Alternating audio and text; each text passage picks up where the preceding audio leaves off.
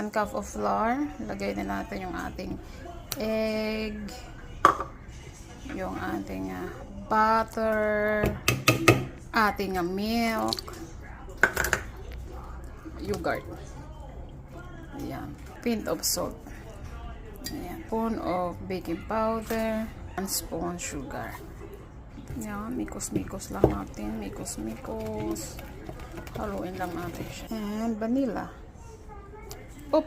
Ilag yung ating minash na pumpkin. Ayan.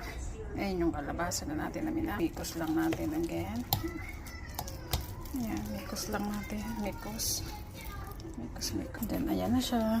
Mikos-mikos na. Pwede na siya yan, guys. Ayan. Dinagay na natin. Ayan. Ayan, lagyan natin ng raisin.